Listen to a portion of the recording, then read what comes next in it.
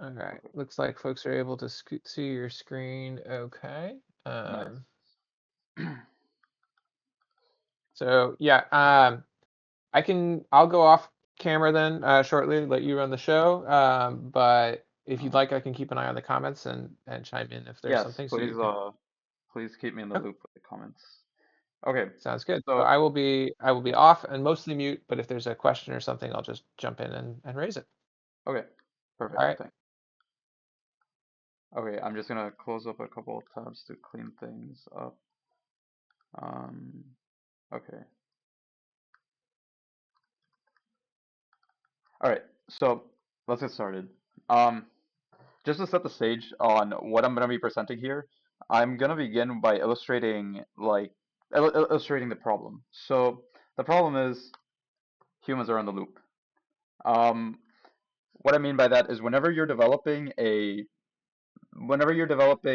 system that depends on LLM agents or just LLM calls more specifically, the process by which you optimize or improve the call is involves a human, um, and Can it we involves a actually human get in a. a zoom in by one tick or two? We Oh, got sure. some questions in the chat. Sorry to see. Awesome. Thank you.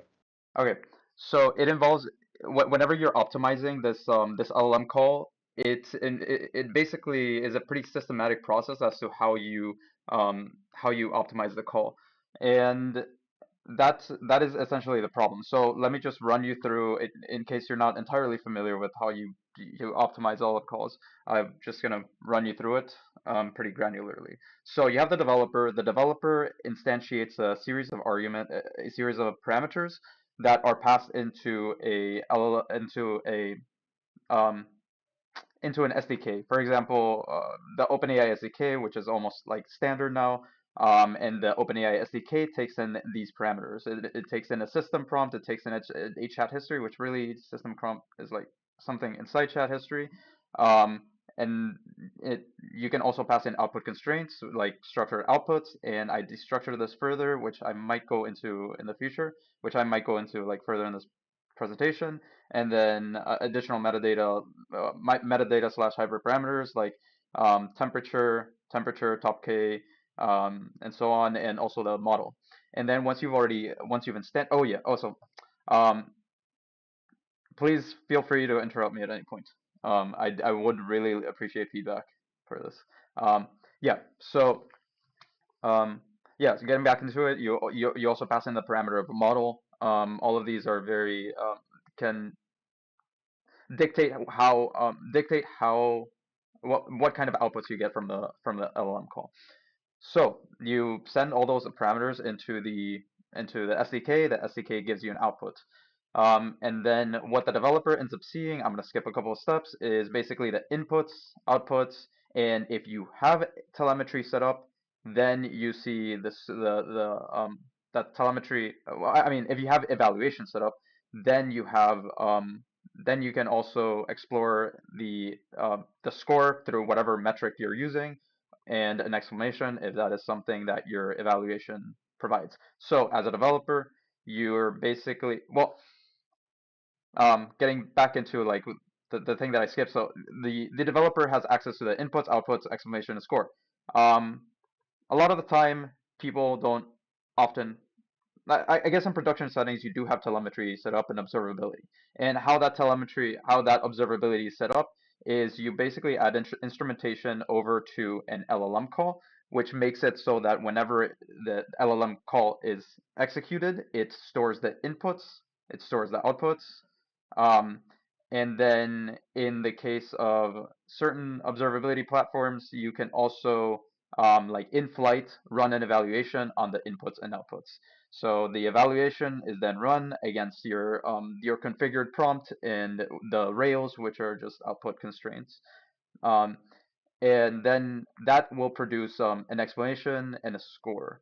I'll probably get into what this looks like programmatically further on in this presentation. So you have you have the developer. You basically run multiple instances of a call. You're going to look at all the inputs, outputs, exclamation, score, and then you're going to make an analysis and a conclusion as to what needs to be changed. That's what these arrows illustrate. You're going to be observing that, and then you're going to make changes to your outputs, and that cycle continues until you're satisfied with your outputs and or eval. So the idea here, the idea behind what I'm going to present is basically deleting this and making it so that it basically automatically updates the parameters in an LLM, going into an LLM call. So that basically sets the stage as to into the problem that I'm trying to solve. So how is this? So just to like reiterate, um, this is what I'm going to be presenting. So self-improving agents. It is a system built on top of observability for minimally invasive autonomous agent optimization. And from this presentation, I'm going to be running over like the theory, um, the technical complexities, and also the constraints. And I mean, uh, yeah, the problem, the solution, the takeaways, and then the future work. Those are the things that I'm going to be covering over the course of this presentation. Feel free to interrupt at any point. And agent definition. Oh, okay. So as I was like looking through an agent definition for the purposes of this discussion, I was looking at like Hugging Face's uh agents courses. I remember had a pretty good definition, but it turns out that they changed their definition of agents to like satisfy their small agents library. So it's basically deprecated. And what I was gonna put here is basically something something. An agent is can create like something dynamic calls, something uses tools. So this is basically the agent definition I was fetching for, but they changed that to support their small agents library. Okay, so again, feel free to interrupt. If there's any questions so far, let me know. So the outline of what I'm going to be demonstrating is, I feel like to motivate the problem. Actually, I'll start with this. Once we get into the solution, I think I'm actually gonna end up running things towards the end in case I do run into any errors. That um, that way I've actually like covered everything I wanted to cover before I end up getting discouraged by my errors. Okay, so the problem I already illustrated below is basically we want to remove the developer from having to make these decisions, which are based off of formulaic things that are fully off of a formulaic process that depends on data that is entirely programmatically available, aka observability platforms, SDKs. Yep. Okay. So the solution. Um, the solution is basically guided by reinforcement learning, and it is contingent on telemetry as a means to obtain the data for the reinforcement learning process. Um, and the updates for the solution happen at test time, meaning that we're not updating the weights of the model, we are updating the input parameters.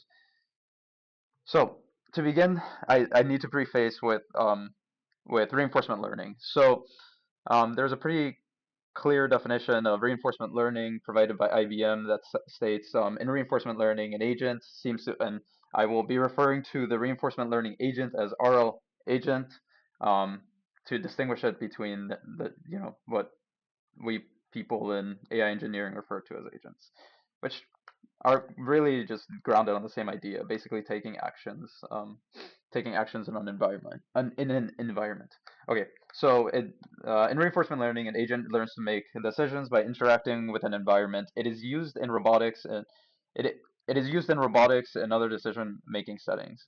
Um, okay, yep. So the core components of reinforcement learning are.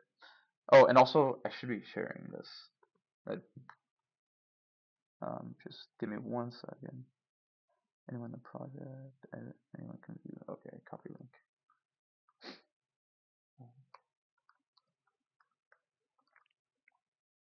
So I'll share this in the chat.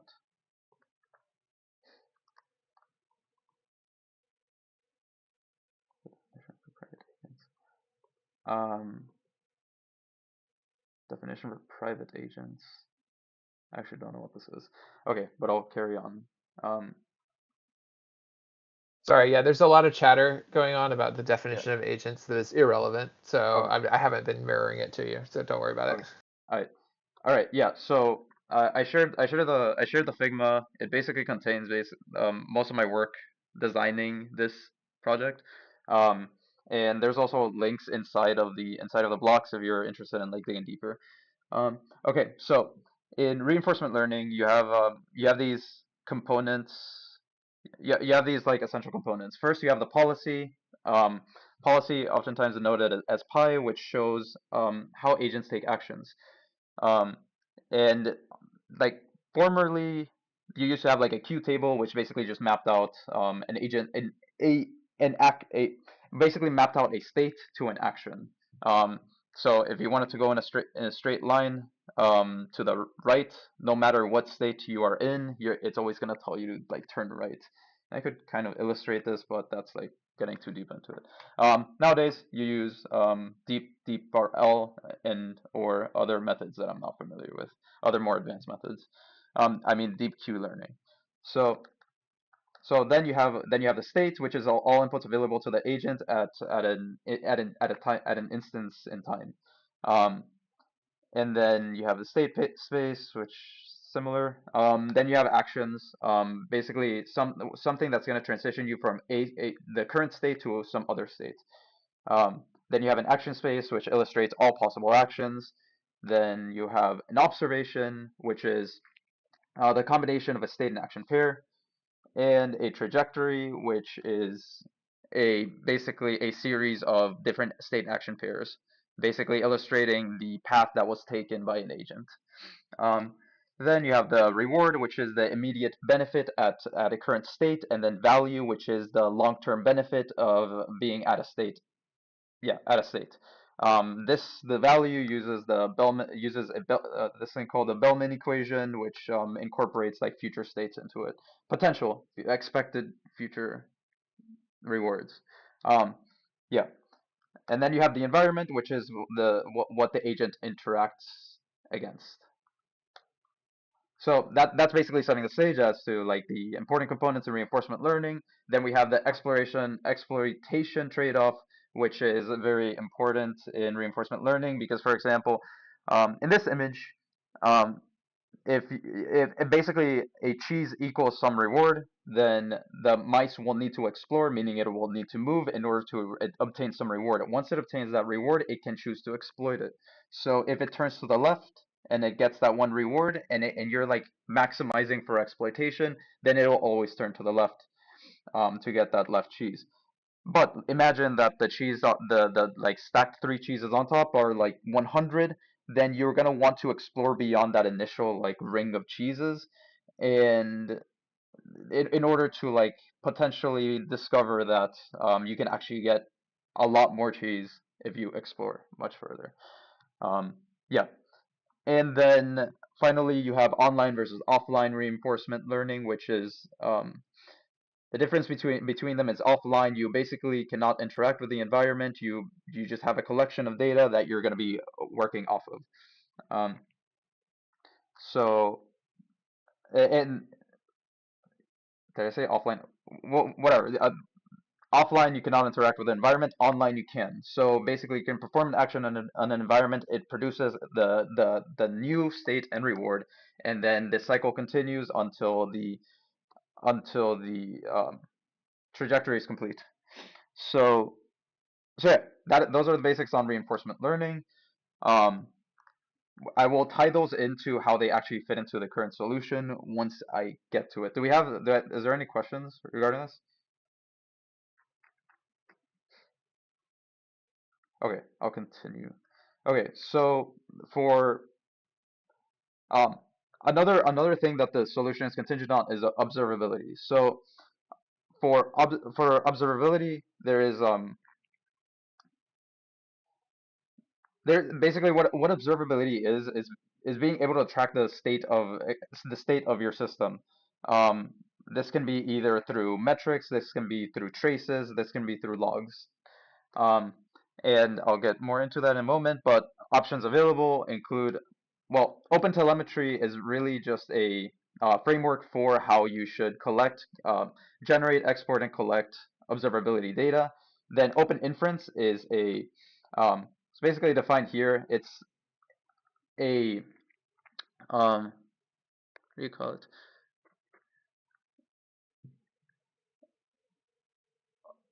It's basically a means for collecting telemetry data in a format that is more that like favors AI, AI or well LLM, AI agents, so that it basically captures like the chat history in form in a in like a for in a way that is applicable to like any LLM agent provider.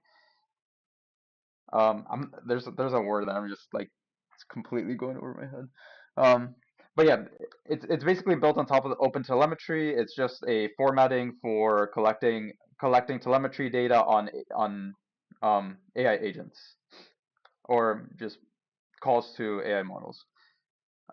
Then you have observability. Then you have other observability tools and platforms. Prometheus is a popular open source tool for monitoring. You have Datadog, that is a full stack observability. Langsmith, weights and biases, and Arise. Um, yeah, so those are that's observability. This solution is built on top of Arise. Um, so the Arise offers two products. One is their platform. The other is is their open source their open source solution, which is called Phoenix. And the solution specifically works on the platform. Um, so so yeah, what does it actually use from Arise? It uses like why do I end up using Arise instead of like just building my own like data store on OpenTelemetry data, open telemetry and open inference data? Um, well, that's because they basically abstract a lot of the a lot of the generating, exporting, collecting of data. So you have traces that you end up producing, which in our case was basically this step. Whenever you're making a call to the provider, the traces being produced are the inputs and outputs, um, and then And then you have the evaluations, which I showed later. They do offer support for tracking evaluations, which are actually stored in the traces, as far as I remember. But yeah, so how they generate the traces, they generate it through instrumentation, as I showed before in the example. And then how they export it is through a list of they export it through um, okay, I think at this point it might actually be worth clicking on some of these links. They export it through their SDK, so that's abstracted for you. Exported from well your local machine over to their platform for storage.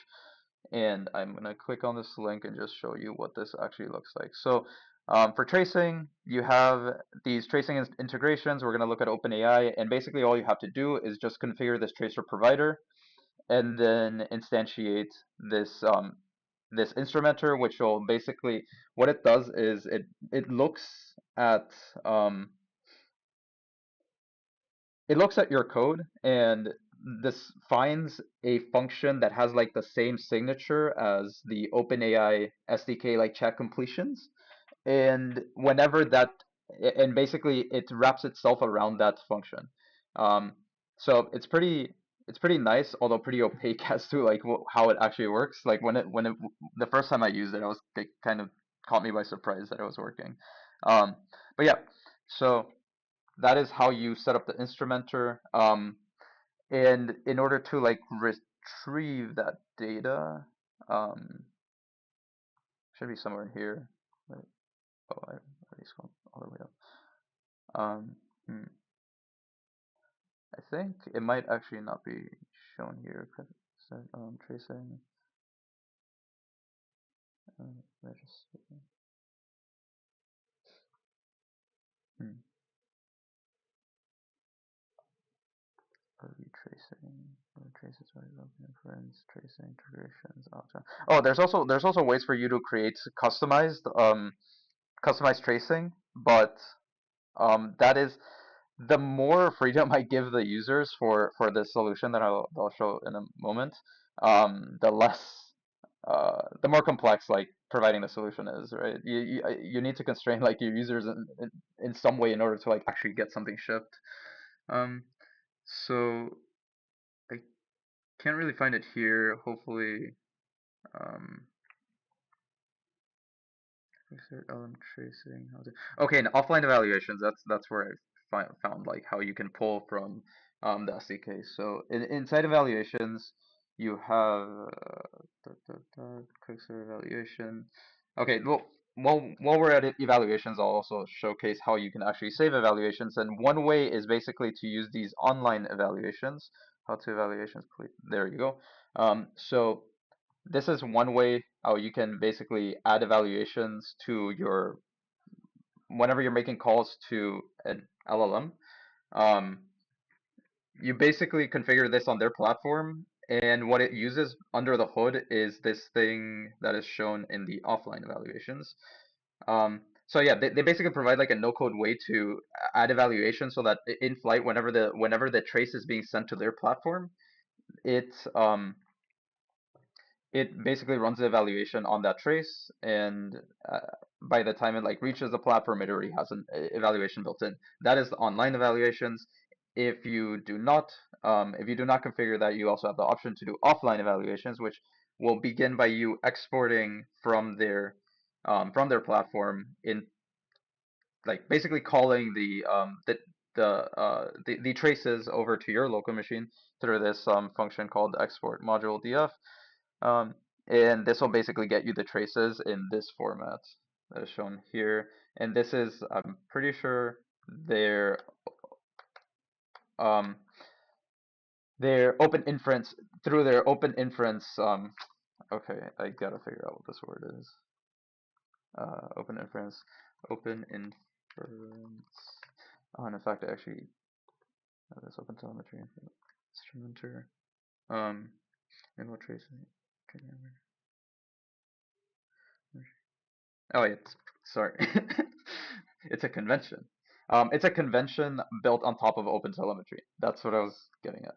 So Open Inference is just a convention built specifically for Gen AI. Um, okay, so moving forward.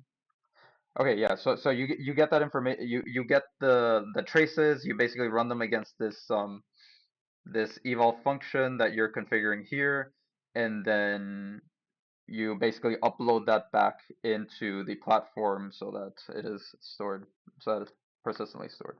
Okay, so yeah, that is how observability works at Arise. I will show code for that soon.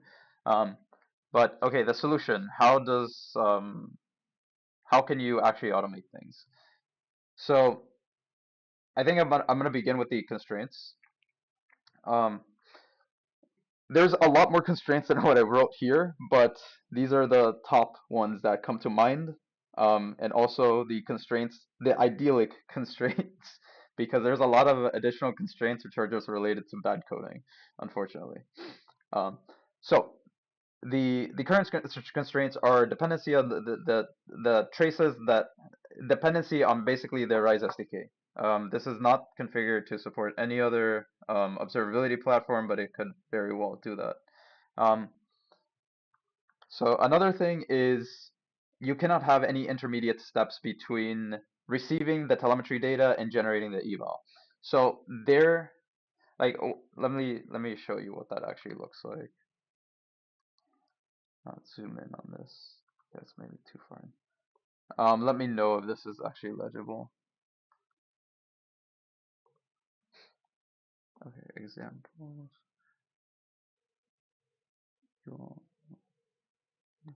Okay, so this is basically me utilizing their evals. Um, me doing an implementation of offline evals. Um, so so what is going on here is I'm instantiating instantiating the Rise client basically um, with my credentials. Then I configure the eval template.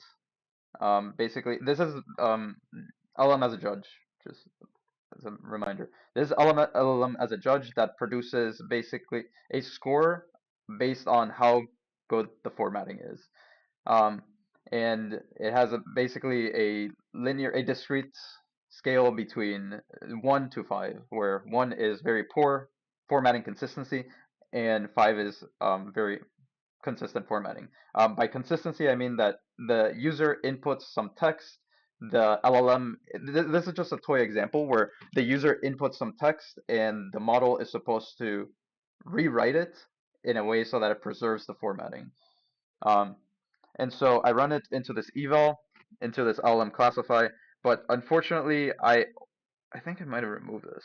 But at some point I was adding additional pre-processing so that I would not have to, for this reason, yeah, for this reason here. So at the moment I'm basically passing the entire, I'm passing the entire chat history into the LLM as a judge. Ideally, I would want to pass in only a single, um, only the current user message, not the system prompt. Um, for it, because the rest is like arbitrary information that it doesn't need in order to compare how consistent the formatting is with the original text to the rewritten text. Um, but unfortunately, because of limitations, I've had to resort to. So, in order to eliminate the intermediary steps, I basically have to make a compromise by passing all the the entire chat history. Ideally, I would be able to replicate the entire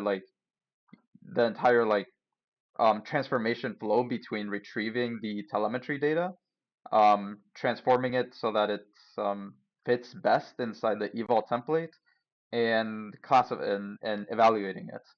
But due to constraints, I kind of need to work in a way so that it doesn't allow you to make any intermediate transformations. Okay, so that was a big tangent, I think.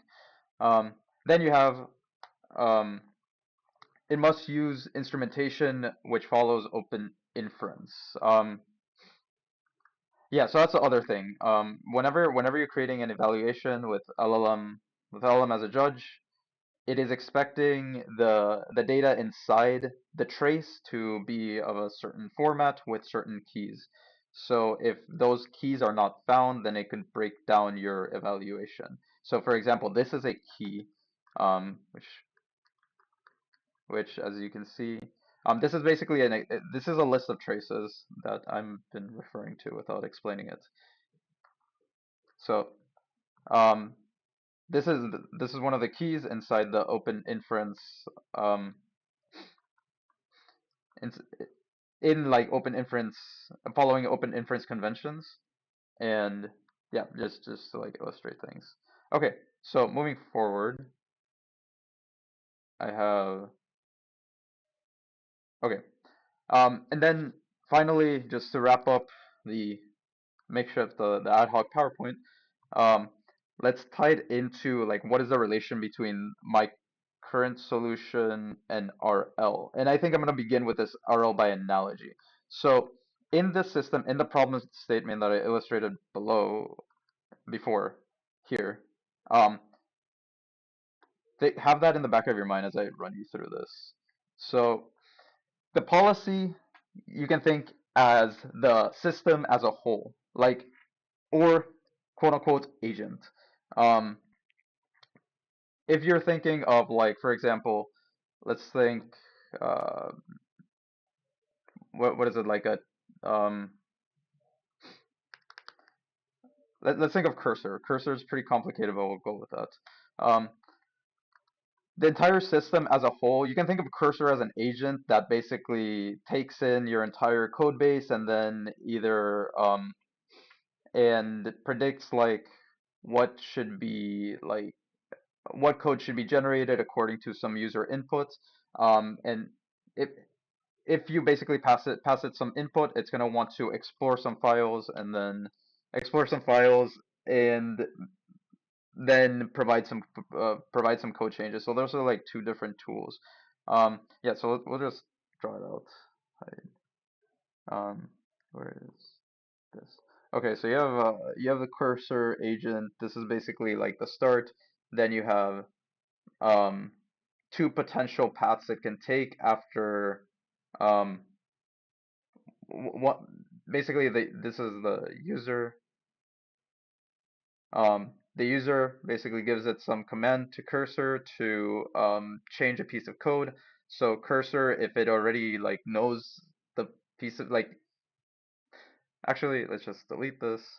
Um, the first thing it's gonna do is it's gonna basically read a file. We'll call it read file, and then it's gonna determine whether or not it should basically read a file. Basically, the next step is another agent that determines whether it should read another file or it should transition over to writing code. We'll just say writing file for consistency. Okay, so this is just the example agent I will use for the solution. So pi is basically this entire system you see here would be pi. This is like the policy. Um, for example, if you're found in this state, then the policy is going to be like 100%. You're going to go to read file.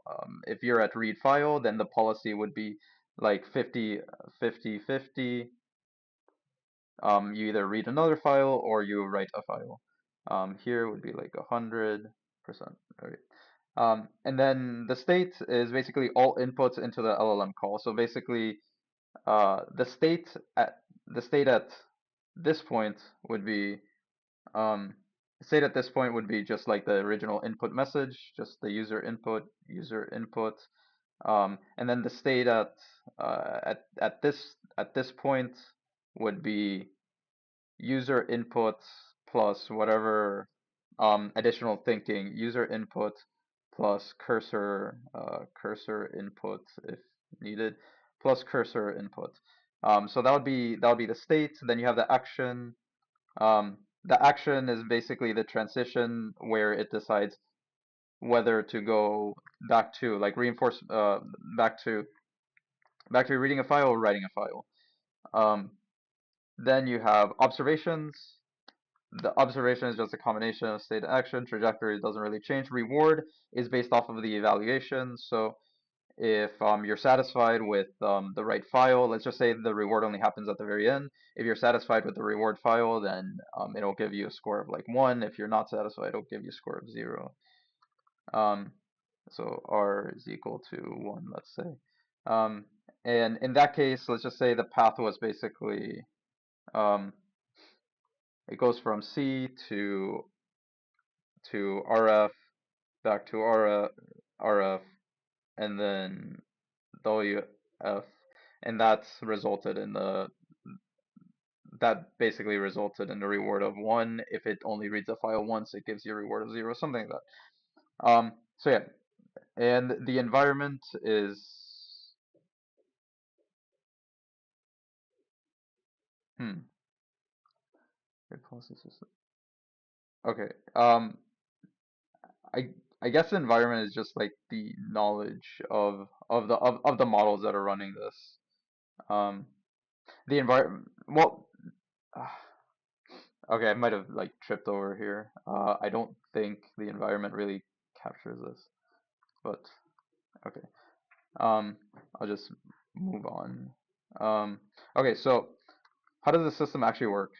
Um, so you go into this trajectory, and well, you have the developer. They have configured this they have configured this wrapped eval, which is like an abstraction. So in order to like basically get the self-improving agent system to work, you have to wrap um, you have to use this evaluator abstraction. Um, that basically constrains things in a way that I can actually reproduce them for validation purposes. So that is shown here. Um, and what that actually looks like in code is, I have this here, eval pipeline. This eval pipeline. So this is basically very similar to what you saw before. It's just using eval run pipeline, which takes in the LLM classify function. And in fact, I'll just run this. So I'll get this thing going with export arise model ID, copy paste.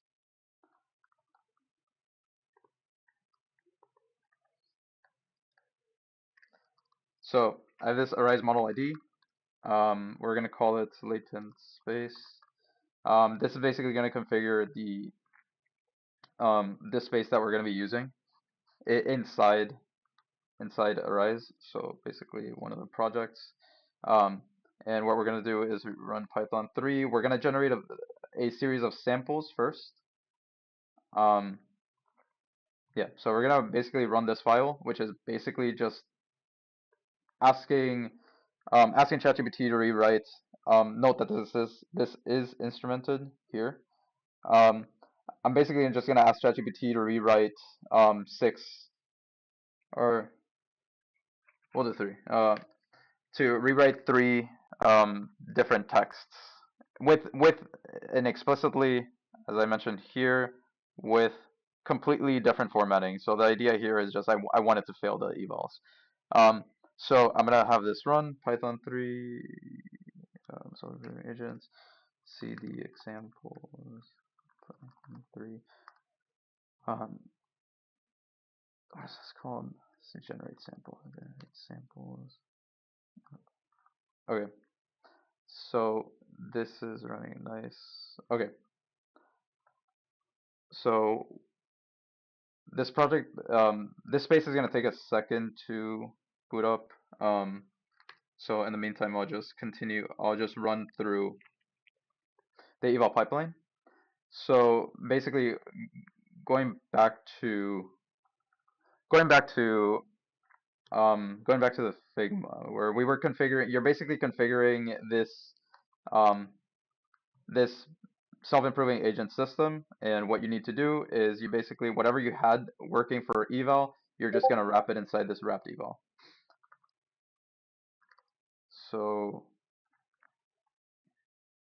So let's see if I can at least see the new project. Okay, latent space. This should be loading. Okay. There is a question here about how do you get visibility into the training process? Like, are you looking at the LLM judge scores or like what's going on there? Yeah, so visibility into the training of what? Like the training of improving the parameters? So assuming it is that you're talking visibility into the training of the parameters, improving the parameters, is I basically, and this is ironic because this whole thing hinges on arrays, but I'm basically just logging. This is how I get visibility, validation. This is what tells me like the baseline of how the samples are performing. So basically, we're gonna be right now. I just ran 3 samples, um, and in a moment, I'm also once the project is ready, I'm gonna run the evaluations, and that's gonna tell me how effective the current samples are at the baseline without any modifications to the inputs, and that will be visible once I actually once this product is loaded.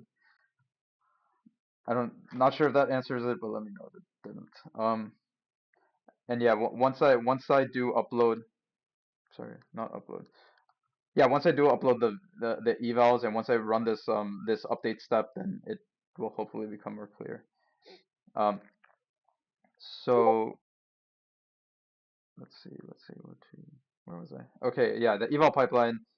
This eval abstraction over LLM classify, which was what the hypothetical user would have been using before. Um, so you basically do that replacement at this step. Sorry, at this step. And then the other thing that needs to actually that's the only thing that needs to happen.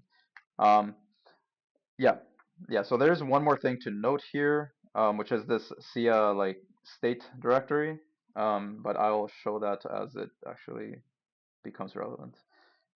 Okay, so what happens is you have users or you have a test data set, and then you basically you run that test data set against your platform over and over again until you get like, um, actually this is not a trajectory. These are just like different, um, until you have like a batch of inputs.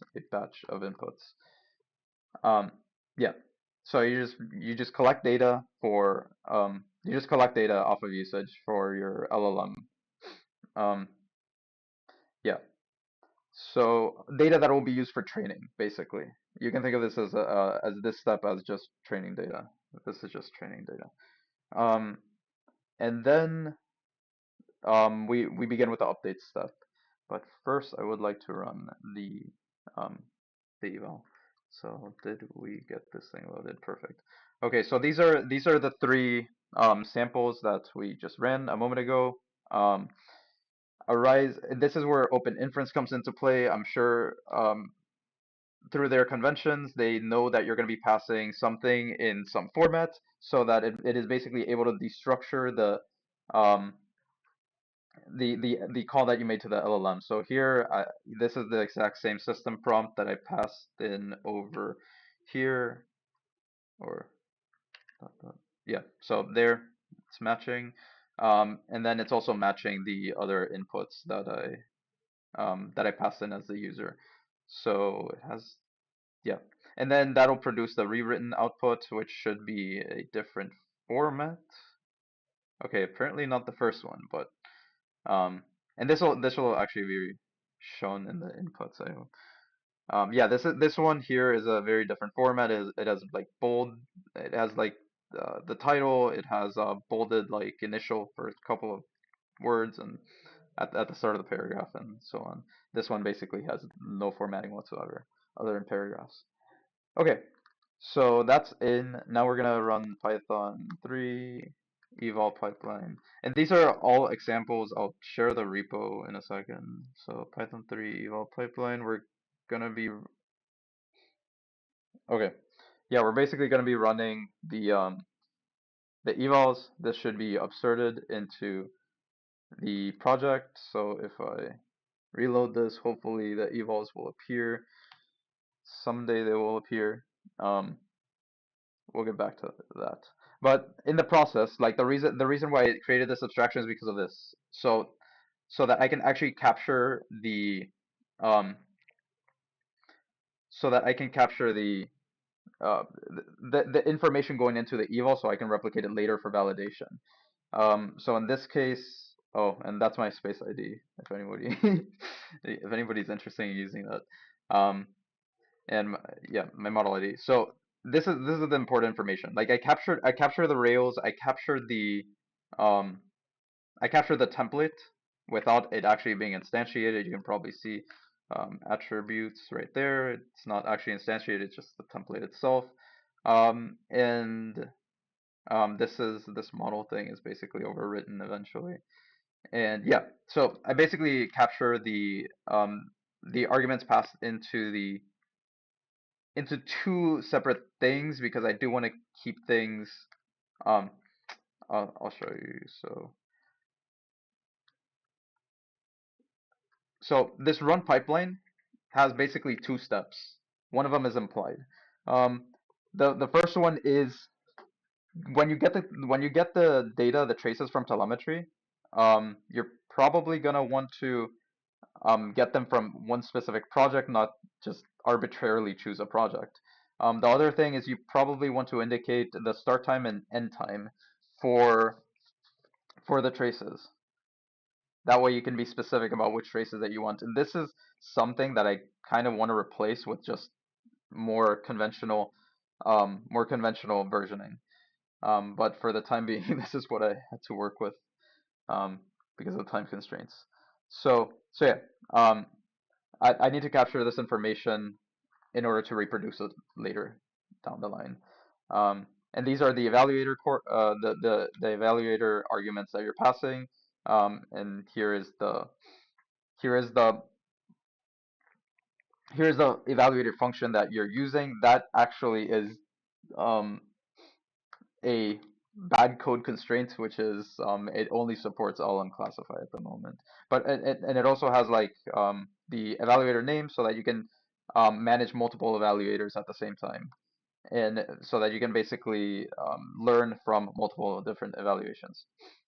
So yeah, that is the motivation for the evaluator wrapper. Okay, so now um we can actually get to like trading it. So Python 3 workflow, something like that. Okay. No telemetry found. This is probably yeah, okay, this is because I'm using the wrong time. The wrong time window. So I'll actually update workflow. I'll update the time window for this to be basically end date, whatever time it is now, date time,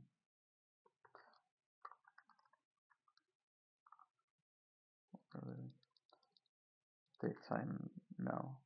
Yep. Okay. So, oh, and hopefully we have our evals here. There we go. Okay, so now we have the evals actually uploaded into the space. You can see here. I don't know if I can click it. Okay. Well, if you look at the trace, this was the one that had pretty consistent formatting. If you look at the evaluations, it gave it a score of 4, meaning formatting was pretty good.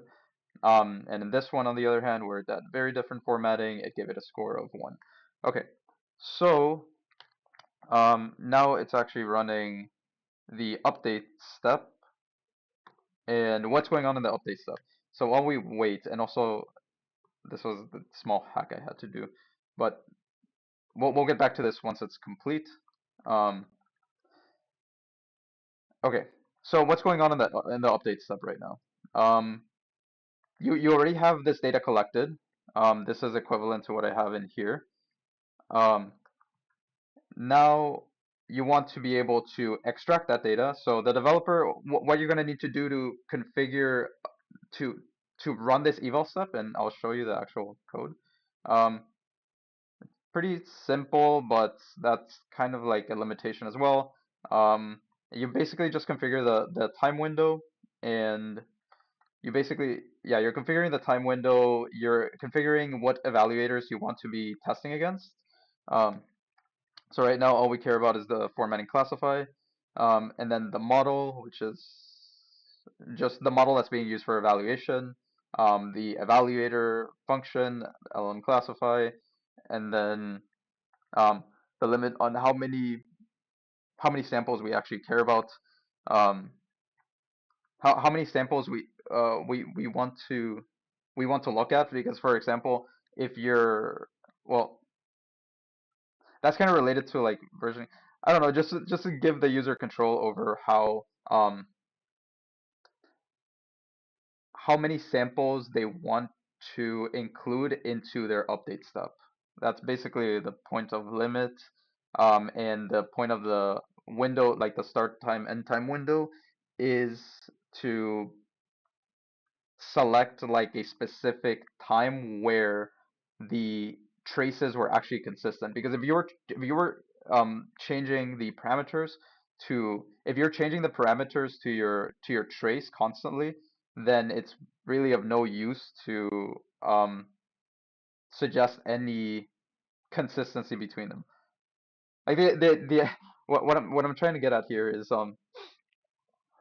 if you keep like under constant yeah, under constant parameters, you want to be able to um, run that against several different several under constant parameters. You want to run that against different test samples in order to get some good variance on how your LLM call is how it's performing generally. So that's the point of the time window is just to get that consistent, get that portion of time where it was behaving consistently. Um, Yeah. So moving forward, you also have like checkpointing so that I can actually so the point of checkpointing is we can see like the updated action somewhere here. Checkpoint. Okay. Yeah, so this is the updated action. It should basically again, this is a toy example. I was originally telling it make sure that the formatting is completely different. So here what it's suggesting instead is maintaining a moderate level of formatting consistency with the original. So whereas the my original system prompt was completely running against my evaluator, now it's like kind of converging it so that it better satisfies my current evaluator. Then we have a couple of snapshots. I don't know if I added this as a configurable like parameter, and this is irrelevant. Workflow example, get rid of this. Okay, back to the workflow example, absurd verbose. Okay, we did not configure that. So the snapshots is basically how it's what are the outputs of the evaluator? These are the original outputs. It got 411 as we already covered before.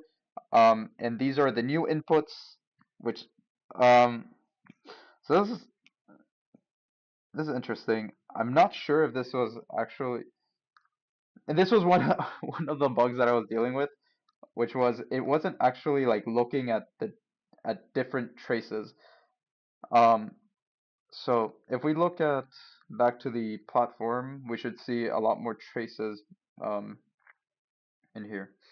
So we have three more traces on top, um, completely different formatting. So this is oh yeah, so this is the baseline the baseline evaluation. This was what we saw here. Um, so basically this maps out to the baseline evaluation, these three traces, and then these three traces should map out to the updated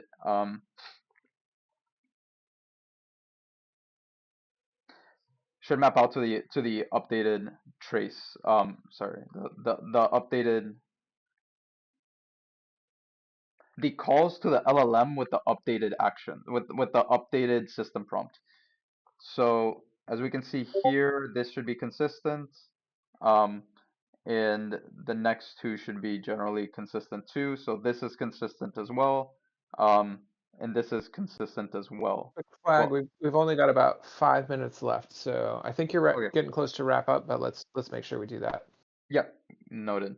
Um, yeah, so that is basically what it does. Unfortunately, like my my state directory did not actually capture the updated outputs, but the formatting like the actual checkpoint of the up of the you can think of this as a patch where it basically updated the system prompt. Um, this actually captures like the problems with the original system prompt and tries to correct them. Um, yeah, so if that's basically how it works. The idea here would be that the user will then be able to just copy this over and paste it over to the original LLM prompt, to the original LLM call parameters. Um, yeah, so that is that's like future work that would be happening from here is um is one having versioning, having actual like clean versioning. Two is like careful state management, like kind of just like built out the state management as needed. And finally, expand to multiple time steps because right now it's only operating for a single time step, which is one LLM call. Expanding it to multiple time steps and being able to run like Monte Carlo search would be very useful, I believe. Okay, so that's basically all I had to cover. All I wanted to cover. Is there any questions? Oh, and also like the link to the GitHub is I'll share that. But yeah, any questions?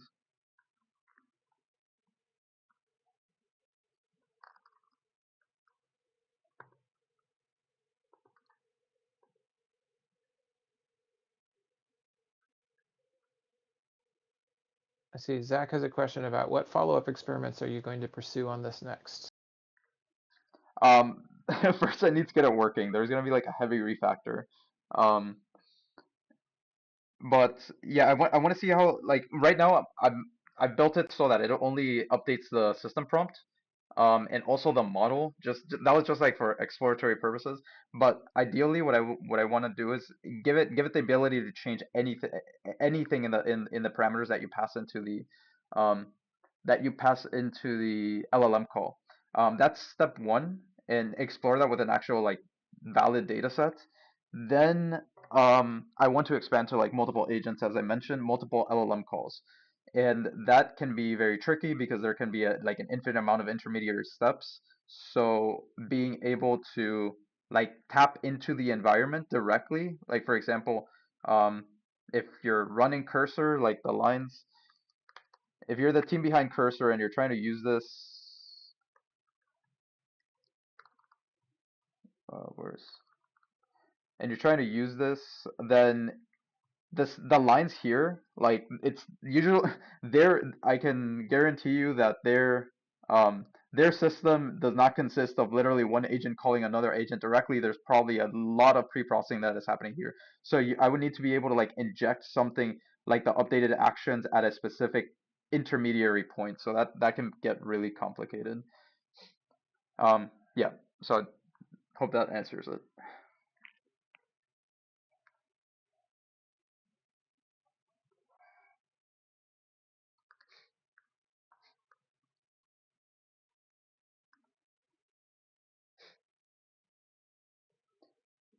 Yeah. Graph. All right.